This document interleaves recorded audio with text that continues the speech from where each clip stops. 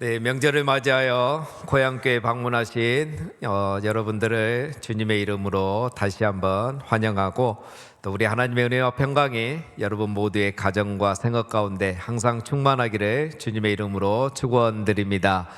예, 귀한 걸음하셨는데 가족들과 행복한 시간 보내시고, 또 돌아가신 후에도 모교를 위해서, 또 우리 부모님들이 다니시는 교회를 위해서 항상 기억하고 기도해 주시면 감사하겠습니다. 예, 저희는 오늘 예수님의 가르침 네 번째 시간으로 율법의 진리, 하나님께서 율법을 주신, 말씀을 주신 진짜 의도와 목적에 대해서 계속 살펴보고 있습니다. 예수님은 율법의 진리에 대해서 말씀하시기 전에 먼저 이렇게 말씀을 하셨습니다. 내가 율법이나 선지자를 폐하러 온 줄로 생각하지 말라. 폐하러 온 것이 아니요 완전하게 하려 합니다 라고 말씀하셨습니다. 즉 우리 예수님은 구약이나 율법을 폐기하러 오신 것이 아니라 완전하게 하기 위해서 오셨다라고 말씀하십니다. 완전하게 하겠단 말은 완성하겠다라는 의미입니다. 율법을 완성하러 오셨다라는 뜻은 바로 이런 의미입니다. 율법을 주신 하나님의 의도와 목적이 이제 완전히 드러나고, 천국 백성들은 이 진짜 의도와 목적대로 살아갈 수 있는 시대, 하나님 나라가 시작이 됐고 메시아의 시대가 도래했다는 것을 말씀하는 겁니다. 즉 우리 예수님의 오심으로 하나님의 나라가 시작이 됐고, 이제 천국 백성들은 율법의 조문만 암기하는 게 아니라 율법의 진리를 깨닫고 이해하고, 율법을 문자적으로만 지키는 것이 아니라 율법의 정신까지 온전히 지키는 그런 시대가 시작되었다는 겁니다. 서기관과 바리새인들은 율법의 조문을 암기하고 율법을 문자적으로만 지켰지만, 이제 새 언약의 천국 백성들은 율법의 진리를 이해하고 율법의 그 정신까지 온전히 지키는 사람이라는 것입니다. 그래서 천국 백성들은 서기관과 바리새인보다 더 나은 의를 세상에 보이며 살아가는 사람들이다 라고 예수님은 가르쳐주고 있습니다. 천국 백성은 이처럼 율법의 진리를 알고 행함으로 더 나은 의를 세상에 보여줌으로 세상에서 소금과 빛으로 살아가는 사람들이 바로 우리 천국 백성들입니다. 예수님은 이거에 대해서 6가지 예를 들어서 설명하시는데요, 지난 시간 이 중에 3가지를 우리는 살펴보았습니다. 여러분, 살인하지 말라라는 6계명의 하나님의 의도와 목적은 무엇이라고 했습니까? 우리 사람이 살다 보면 서로에게 잘못을 할 수 있는데, 내가 잘못하면 용서를 구하고 타인이 잘못하면 용서하면서 서로 화해하고 화목하게 사는 것이 6계명에 담긴 하나님의 본심이라고 우리가 살펴봤습니다. 간음하지 말라는 7계명을 주신 하나님의 의도와 목적도 동일합니다. 탐하는 마음을 버리고 성결한 마음을 가지고 이미 하나님이 주신 가족과 이웃을 사랑하라는 것이 바로 이 7계명의 진리였습니다. 이혼을 허락한 모세의 계명을 예로 들면서 또 율법을 악용하려는 인간의 완악한 마음을 지적하시면서 그 완악한 마음을 버리라고 하신 겁니다. 말씀을 자기를 정당화하는 것으로 악용하지 말고 말씀 앞에 정당한 삶을 살아야 한다고. 그래서 우리 사람은 하나님을 경외하는 마음으로 말씀을 대하고 말씀을 순종하는 그런 사람이 되어야 한다. 이것이 바로 원래 의도하신 율법의 진이라고 말씀하셨습니다. 이렇게 10계명을 중심으로 3가지를 설명하셨고, 오늘은 이제 3가지를 더 설명하십니다. 율법의 진리를 이해하도록 말씀하신 4번째 예는 맹세에 관한 것입니다. 구약에는 여러분 거짓 맹세를 하지 말고 맹세한 것은 꼭 지켜야 된다라는 말씀이 있습니다. 그래서 유대인들은 이 말씀을 지금까지도 잘 기억하고 또 그 말씀을 잘 지키고 있고, 이 말씀을 지키고 있기 때문에 자기들은 의롭다라고 그렇게 생각을 하고 있습니다. 예수님은 이런 그들에게 오늘 이렇게 말씀하시죠. 또 옛사람에게 말한 바 헛맹세를 하지 말고 내 맹세한 것을 주께 지키라 하였다는 것을 너희가 들었으나. 옛사람들은 이렇게 배웠습니다. 거짓 맹세를 하지 말아야 되고 맹세를 했다면 그것은 반드시 지켜야 된다고 그렇게 듣고 그들은 가르침을 받아왔다는 거죠. 물론 이 계명은 지금도 유효한 그런 계명입니다. 하지만 예수님은 여기서 한 발 더 나가서 말씀하시죠. 이제는 아예 맹세를 하지 말라고 하십니다. 34절에 나는 너에게 이르노니 도무지 맹세하지 말지니 하늘로도 하지 말라 이는 하나님의 보좌이며 땅으로도 하지 말라 이는 하나님의 발등상이며 예루살렘으로도 하지 말라 이는 큰 임금의 성이며 내 머리로도 하지 말라 이는 내가 한터럭도 희고 검게 할 수 없음이라. 예수님 뭐라 하십니까? 도무지 맹세하지 말라라는 겁니다. 옛 율법에는 거짓 맹세를 하지 말고 맹세한 것은 지키라고 했는데 예수님은 맹세 자체를 지금 금지하고 있는 것입니다. 갑자기 예수님은 왜 이렇게 율법을 완성하러 오셨다는 분이 이렇게 말씀을 하실까요? 예수님이 지금 하고자 하시는 말씀은 사람들이 맹세를 약속을 지키기 위한 수단이 아니고 회피의 수단으로 사용하고 있기 때문인 겁니다. 약속을 지키기 위해서 맹세하는 게 아니라 회피하기 위한 수단으로 이 맹세를 악용하고 있기 때문에 예수님은 지금 그것을 지적하고 있는 겁니다. 여러분, 맹세란 게 무엇입니까? 어떤 사람이나 사물을 사용해서 약속하는 것을 맹세라고 하죠. 그런데 이 사람의 심리가 자기가 약속한 것을 신뢰할 수 있도록 하고 설득하기 위해서 더 큰 대상, 더 큰 존재나 어떤 대상을 사용하려는 그런 마음이 있다는 거예요.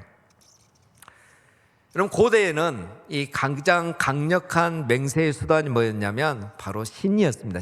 신의 이름을 거론한 거죠. 우리도 이제 그런 말 많이 하지 않습니까? 정말 중요한 말 할 때는 내가 하나님 앞에서 약속하는데, 제가 진짜 하나님 앞에서 말씀드리는 건데, 이거 제가 하나님께 약속하고 말씀하는 건데 하면서 어떤 나의 진실성을 입증하고 또 신뢰를 얻으려고 그렇게 말하지 않습니까? 그런데 유대인들은요, 이렇게 말하지 않습니다.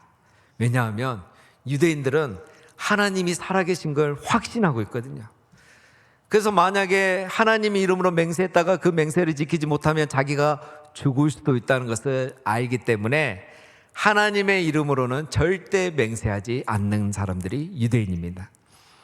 그 대신 유대인들이 똑똑하죠. 대신 무엇으로 맹세를 하겠습니까? 하나님 대신 하늘을 걸고, 하나님 대신 땅을 걸고, 또 하나님이 계시는 예루살렘을 걸고 맹세를 하는 거예요. 하나님의 이름을 직접 말하지 않지만 간접적으로 하는 거죠. 그러나 예수님은 이렇게도 맹세하지 말라고 하십니다. 자신의 진실성을 입증하기 위해서 하나님을 간접적으로도 이용하지 말라고 말씀하십니다. 왜냐하면 하늘은 하나님의 보좌이고 땅은 하나님의 발등상이고 예루살렘은 하나님의 도성이므로, 즉 이 하늘과 땅과 예루살렘은 하나님이 주인이잖아요. 하나님의 것인데 어떻게 감히 하나님의 것을 가지고 자기 진실성을 입증하기 위해서 이것을 사용할 수 있겠습니까? 우리 인간은 이런 것들을 사용할 권한이 없는 존재라는 것을 알라는 겁니다. 또 뭐라고 하십니까? 내 자신의 머리를 걸고도 맹세하지 말라고 하십니다. 인간은 자기의 머리로 뭔가를 해낼 수 있는 그런 능력이 있는 존재가 아닙니다. 그런 능력 있는 존재가 아니기 때문에 자기 머리를 걸고 자기를 걸고 또 맹세하지 말라는 것입니다. 여러분, 이 모든 것은 자신의 진심을 부풀려서 이루려는 목적만 생각하는 탐심에서 나오는 것으로서 하나님의 위대하심과 인간의 무능함을 인지하지 못하는 그런 헛맹세에 불과하기 때문에 예수님은 아예 맹세 자체를 하지 말라고 말씀하시는 겁니다. 여러분, 우리가 근데 살다 보면 맹세를 해야 되고 서약을 해야 되고 또 약속을 해야 되는 상황이 있습니다. 그러면 그럴 때 어떻게 하면 되겠습니까? 중요한 것은 참된 것을 말하면 되는 것이죠. 오늘 37절에 오직 너희 말은 옳다 옳다 아니라 아니라 하라 이에서 지나가는 것은 악으로부터 나느니라. 우리 사람은 맹세해서 자기의 진실을 입증하려고 할 필요가 없이 옳다 아니다 그렇게만 대답하면서 자기가 빠져나갈 구멍을 만들지 않는 것이 중요하다는 것입니다. 우리도 대화를 하다 보면 신뢰가 가지 않는 사람들이 간혹 있죠. 질문을 하면 예, 아니요, 맞습니다, 아닙니다 라고만 대답하면 되는데 말이 길어지는 사람이 있습니다. 신뢰가 가지 않는 사람이죠. 또 어떤 사람은 무슨 말을 할 때마다 꼭 이렇게 말하는 사람이 있습니다. 내가 정말 진짜 솔직하게 대답하는 건데요, 내가 이번에는 진짜 거짓말 안 하고 진짜 정직하게 말하는데요, 하나님 앞에서 이번에는 거짓말 안 하고 진짜 말하는데요, 이렇게 말하는 거는 다 믿을 수 없는 말들입니다. 이런 말들은 신뢰할 수가 없는 거죠. 왜? 여러분, 진실을 말하는 사람은 그런 말을 하지 않죠. 항상 진실을 말하고 있기 때문에. 인간이 참된 것을 말하지 않냐고 적당히 말하고 또 순간을 모면하려고 둘려대고 때로는 맹세까지 하면서 하나님과 사람을 속이려고 하는 것, 그 모든 근원은 바로 악이라고 오늘 예수님은 말씀하십니다. 여러분, 예수님은 지금 율법이 요구하는 맹세를 반대하는 것은 아닙니다. 새 언약의 천국 백성은 옛 언약의 백성처럼 맹세를 회피를 위한 수단으로 사용하지 말라는 것을 말씀하고 있는 겁니다. 이 율법을 주신 하나님의 의도와 목적은 진실한 사람이 되라는 것임을 예수님이 가르쳐주고 계시는 겁니다. 천국 백성은 진실한 사람이 되어야 한다는 것, 다시 말해서 천국 백성은 맹세가 필요 없는 사람이 되어야 하는 것임을 예수님이 가르쳐주고 계시는 겁니다. 왜냐하면 여러분, 우리 마음이 진실하면 우리가 무엇으로 맹세를 하든 하나님은 우리의 진실을 알고 계시기 때문입니다. 여러분, 하나님은 무엇을 두고 맹세했는가를 보시는 것이 아니라 우리가 그 말을 진실되게 행하고 있는가를 보고 계신다는 걸 우리는 기억해야 되는 것입니다. 천국 백성은 예 아니오라는 말로 진실을 말하는 사람이 되어야 하는 것입니다. 예 해야 할 때는 예 하고 아니오 할 때는 아니오라고 대답하면 되는 겁니다. 우리는 진실하기만 하면 되는 겁니다. 하나님은 우리의 진실함을 보기를 원하시는 겁니다. 사랑하는 성도 여러분, 신뢰가 붕괴된 이 현대 사회에서 천국 백성은 어떻게 살아가야 하겠습니까?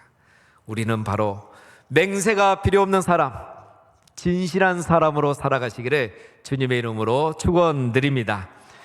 우리가 그렇게 이 신뢰가 무너지고 맹세가 남발하는 이 시대에 맹세가 필요 없는 사람, 말 그 자체로 믿어줄 수 있는 진실한 사람이 되어질 때 세상이 우리의 그런 모습을 보고 하나님께 영광 올려드리게 되고 하나님은 우리를 보고 기뻐하실 줄 믿습니다. 율법의 진리를 이해하도록 말씀하신 다섯 번째 예는 보복입니다. 여러분, 이 보복에 관한 것도 모세율법에 나와 있습니다. 모세율법은 이 동해보복법, 또 동해보상법이라고도 하는데 이게 자세히 나와 있습니다. 38절에 또 눈은 눈으로 이는 이로 갚으라 하였다는 것을 너희가 들었으나, 구약에 보면 눈에는 눈, 이에는 이로 갚으라는 이 동해보복법, 또 동해보상법이 자세히 나와 있습니다. 여러분, 사람이 살다 보면 부득불하게 타인의 생명과 재산에 손해를 입히는 일이 생길 수 있습니다. 그럴 때에는 합당한 보상과 한계를 정해야 되고, 또 고의적일 때는 그 죄의 합당한 벌을 받고 대가를 치를 수 있도록 이 한계를 정해놓은 게 바로 이 모세의 율법입니다.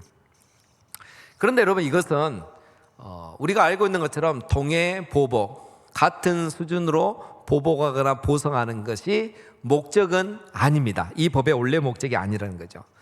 이 법의 원래 목적은 개인적으로는 보복을 금하는 것이고, 사회적으로는 보복의 악순환을 막는 것이 이 법의 원래의 취지입니다. 이 법이 없으면 자기의 감정과 분노 때문에 더 많은 손해를 끼칠 수 있는 거죠. 더 많은 것으로 갚을 수 있는 거죠. 그렇기 때문에 그렇게 하지 못하도록 개인적인 보복을 금하면서 사회적으로 이런 보복이 악순환되지 않도록 막는 게 이 율법의 원래의 취지였습니다.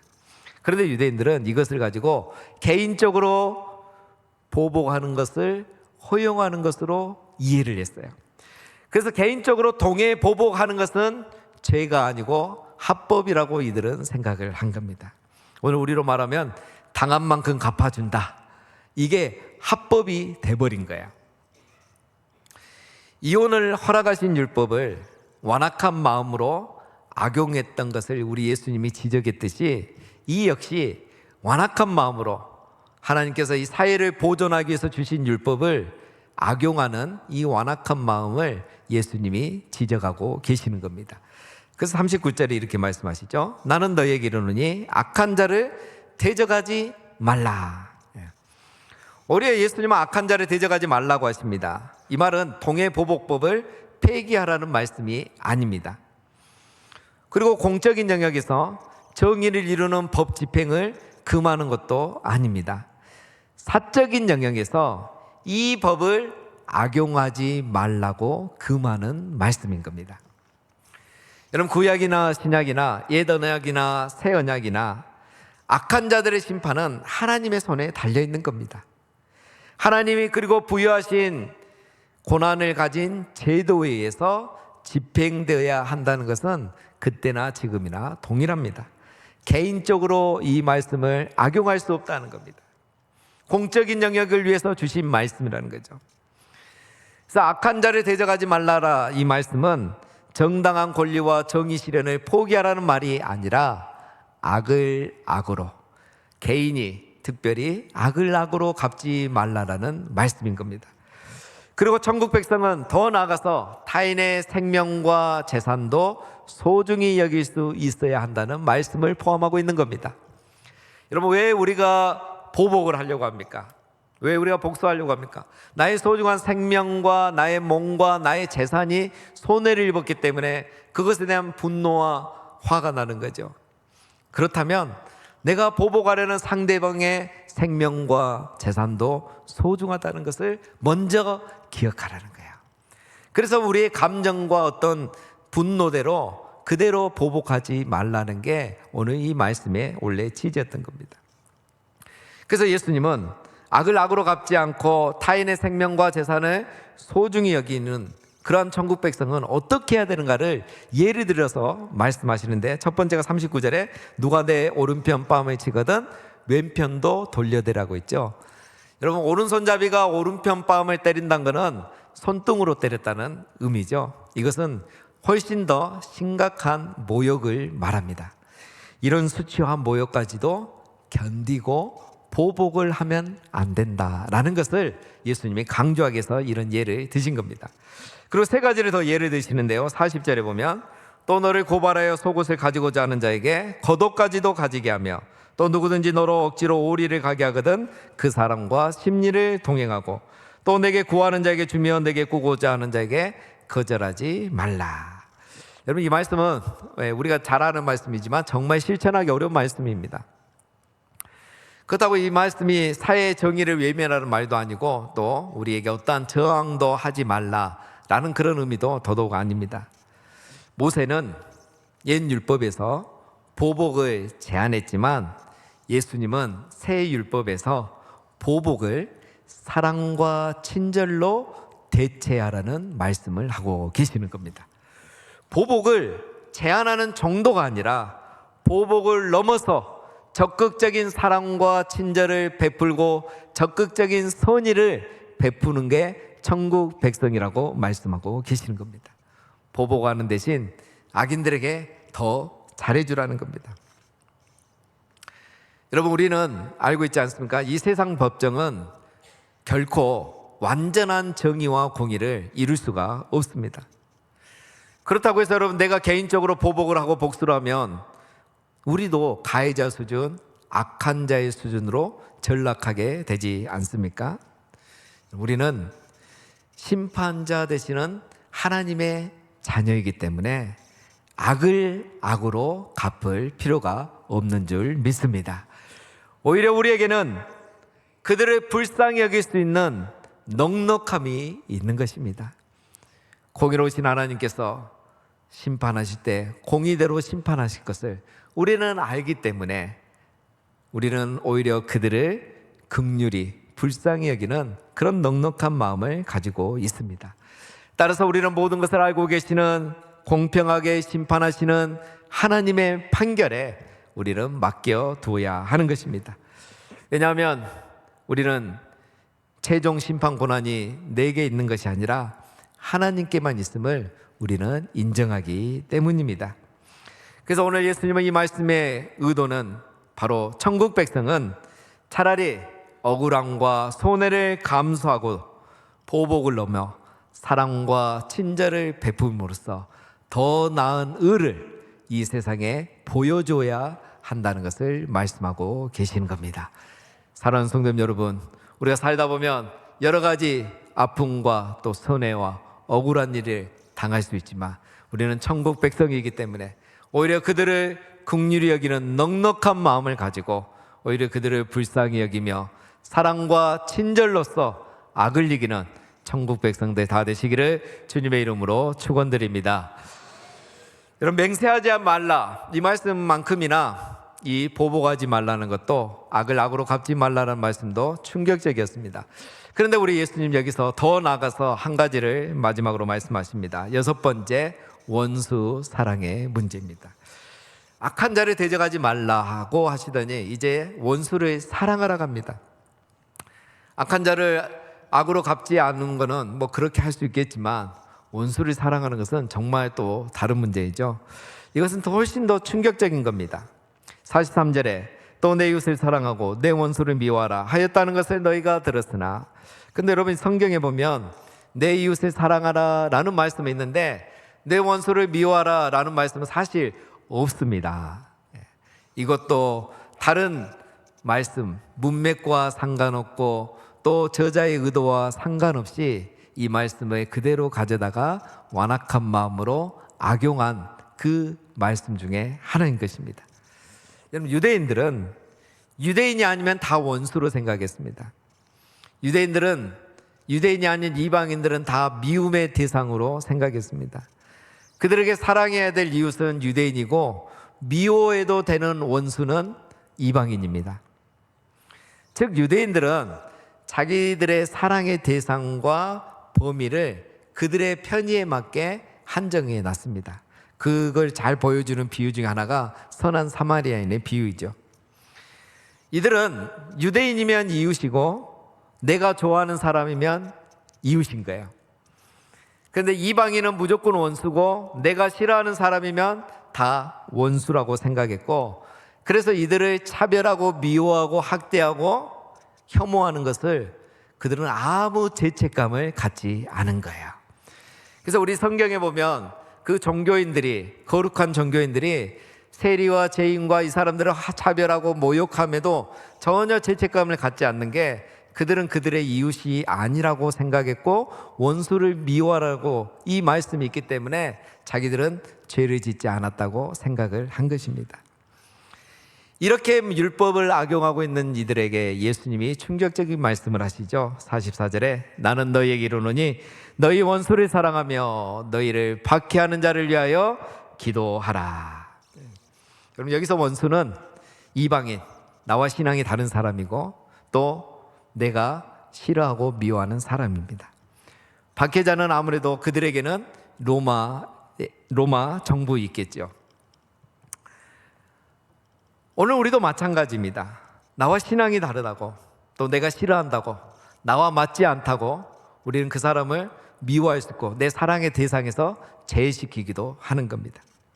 그러나 오늘 예수님은 말씀하십니다. 천국 백성은 그들마저도 사랑하고 나를 미워하고 핍박하는 사람마저도 위하여 기도해야 된다고 말씀하십니다. 그리고 이어서 왜 그렇게 해야 되는지 이유도 말씀하시는데 45절 이하에 보면 이제 나오죠. 하나님이 해를 악인과 선인에게 비추시고 비를 의로운 자와 불의한 자에게 비추시기 때문이라는 겁니다. 즉 하나님은 누구도 차별하지 않으시고 누구도 증오하거나 미워하지 않는 분이시라는 거예요. 하나님은 모든 사람, 악인과 선인, 의로운 자와 불의한 자를 다 사랑하시고 그 사람이 악인일지라도 불의한 자일지라도 하나님은 포기하지 않으신다는 거예요. 악인이라도 혹시 나중에 회개할 수 있으니 해를 비춰주시고 불의한 자일지라도 나중에 회개할 수 있으니 비를 내려주신다는 거예요. 천국 백성은 바로 이렇게 세리와 이방인처럼 행하는 게 아니라 하나님의 자녀답게 모든 사람을 사랑하고 사랑의 범위와 대상과 한계를 초월할 수 있는 사람이 되어야 한다고 말씀하십니다. 그래서 48절 결론에 그러므로 하늘에 계신 너희 아버지 온전하신 것 같이 너희도 온전하라. 여러분, 이 말씀은 구약에 나오는 말씀, 내가 거룩하니 너희도 거룩하라 라는 말씀을 예수님이 천국 백성에 맞게 인용을 이렇게 하신 겁니다. 그렇습니다. 여러분, 우리가 원수 되었을 때 하나님이 우리를 사랑하셨고, 우리가 하나님을 모르고 있을 때, 이방인이었을 때 하나님이 우리를 사랑해 주셨습니다. 우리가 원수 되었을 때, 우리가 죄인이었을 때, 우리가 이방인이었을 때 하나님이 만약 해를 비춰주지 않고 비를 내려주지 않았다면, 우리가 악하다고, 우리가 불의한 자라고 하나님이 우리를 포기해버리고 사랑하지 않으셨다면 오늘 우리가 이 자리에 있을 수가 없었을 것입니다. 하나님께서 우리가 악인이었을 때나 선이었을 때나 불의한 자였을 때나 의로운 자였을 때나 포기하지 않고 변함없이 우리를 사랑해 주셨기 때문에 오늘 우리가 이 자리에 있는 것처럼 우리도 모든 사람을 그러한 마음, 하나님처럼 사랑해야 한다고 말씀하시는 겁니다. 사랑하는 여러분, 증오와 혐오를 부추기는 현대의 사회에서 우리가 해야 할 일은 바로 이웃 사랑인 겁니다. 원수를 사랑하고 너희를 박해하는 자를 위하여 기도하라. 이것은 이웃 사랑은 사랑의 대상과 범위를 허물어야 한다는 말씀인 겁니다. 내가 사랑하는 사람, 나랑 친한 사람, 나와 잘 맞는 사람만 사랑하는 것이 아니라 모든 사람, 이웃의 범위를 넘어서 내가 이웃의 범위와 한계와 대상을 정하지 않고 우리 하나님처럼 사랑해야, 그것이 바로 천국 백성이라고 말씀하고 계십니다. 말씀을 맺습니다. 사는 성도 여러분, 우리 예수님은 율법을 주신 하나님의 의도와 목적에 대해서 우리에게 가르쳐주고 계십니다. 예수님은 이 말씀하시면서 우리에게 하시는 결론은 이겁니다.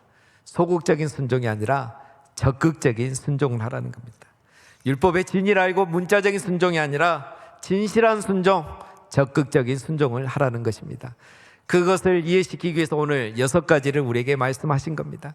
천국 백성은 살인하지 않는 정도가 아니라 노하는 마음을 버리고 용서하고 용서를 구하고 화목하며 살아야 되고, 간음하는 정도가 아니라 탐심하는 마음을 버리고 성결한 마음으로 가족과 이웃을 사랑하고, 하나님을 경외하는 마음으로 말씀 앞에 거룩한 삶을 살아야 한다는 것입니다. 또한 맹세가 필요 없을 정도로 말만 해도 말로 믿어질 수 있는 진실한 사람이 되고, 보복하지 않는 정도가 아니라 사랑과 친절로 악을 이기고 적극적인 선을 행하고 원수까지도 사랑하며 사랑의 대상과 범위를 초월하는 그런 사랑을 베풀어야 한다고 말씀하고 계십니다. 사랑하는 성도님 여러분, 예수님은 천국 백성인 제자들과 우리들이 이렇게 살면서 더 나은 의를 이 세상에 보여주기를 원하고 계십니다. 바라옵기는 우리 모두가 천국 백성답게 이 말씀을 적극적으로 순종하고 율법의 정신을 온전히 순종함으로 이 명절에 우리의 가족과 친지들이 우리의 모습을 보고 하나님께 영광 올려드리고, 또 세상에서는 사람들이 이런 우리의 모습을 보고 하나님께 영광 올려드리며, 그래서 하나님이 그런 우리를 보고 기뻐하시는 천국 백성의 삶을 다 살아가시기를 주님의 이름으로 축원드립니다.